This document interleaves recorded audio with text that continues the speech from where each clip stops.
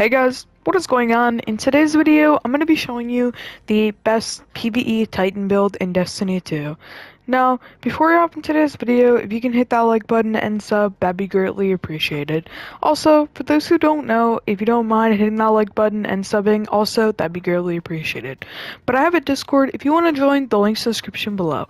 With all that said, I'm not going to hold you guys up with a long intro. We're going to get right into today's banger video.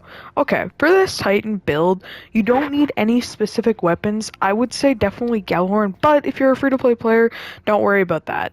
Now, I'm going to be using Asha's Embrace with the Burden of Guilt Fusion. Obviously, you could switch it for something like Arbalest or a Headstone Hand Cannon, but honestly, the weapons aren't the main aspect of this build. The main aspect of this build is recovery and resilience. I have some pretty crappy armor. For some reason, I'm not going to lie, so I'm going to definitely have to switch that up. But I have 7 intellect, 8 recovery, and 10 resilience. You're going to want high resilience for this build. Now for this build, I'm going to be using LORELEY Splendor. Now the reason why you're going to want to use LORELEY Splendor is because create a sunspot with improved solar restoration when critically wounded or on a barricade cast. Now, if you pop your Titan barricade, I'll actually load us into the EDZ just as a little bit of an example so you guys can see what I'm talking about. Now you may be like, okay, Hectic, that's not a Titan build. You're just using a Titan exotic. Well, this is pretty much you're pretty much unkillable with this Titan build. Now you're going to want to use you're either going to want to use, Towering Barricade or Rally. I would say use the Towering one. The reason behind that is because with Towering, it is 8 seconds longer, but the barricade's just better. It's taller and makes it easier for people not to shoot you. But yeah, pretty much what you're going to want to do is make sure you have Burning Maul equipped, or you can even do hammers. For this case, I'll do hammers. For fragments, you're going to want Ember Singing. Your class ability recharges faster when you scorch targets, and then you're gonna want not to run Ember Beams, I can tell you that. So what I'm gonna do is probably switch this out for defeating targets solar ignition grants grenade energy, but we want really barricade energy, but we'll do Ember of Solence because that increases radiance. And then for Embering and Blistering, defeating targets grants grenade energy. That's good. You're also going to want that. And then Ember of Searing, defeat scorched target with melee. But yeah, this will help you. For aspects, you're going to want Roaring Flames and Soul Invictuous. For ability, I would do Throwing Hammer because it will help you get Radiant, and then Thermite Grenade with Strafe and Towering Barricade. But yeah, for mods, there is one important mod for this build. You're going to need everything from the artifact. Ignore why I'm grabbing these random mods. I'm not going to lie, I for some reason don't have the mod on this character. So I'm just going to buy a bunch of random mods that are good, obviously. If you guys watch, when I'm purchasing these mods, you're going to notice something.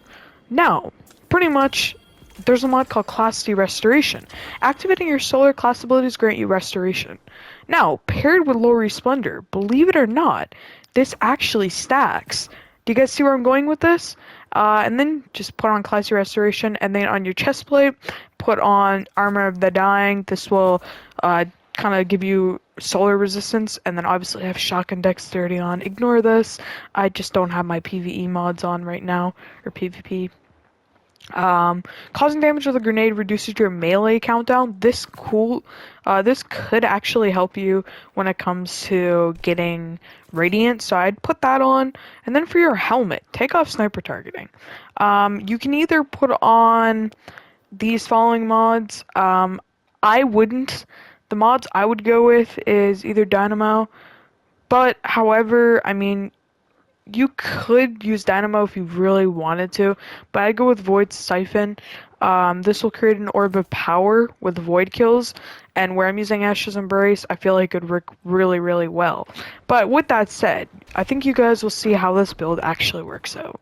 So, what I'm gonna do is find a bunch of ads that can get me weak.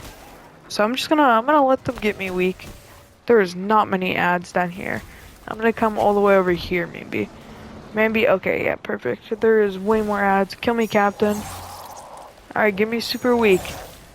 But as an example, in like a GM, this build will be really, really good.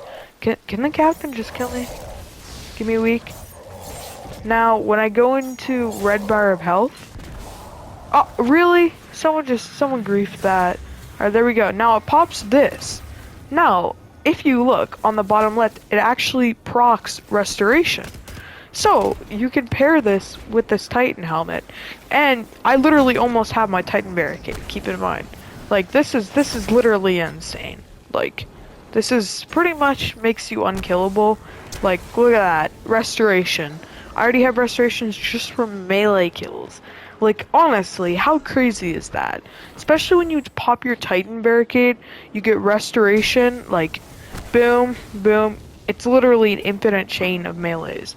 Now, obviously, when you are weak and stuff like that, this build will really come in handy.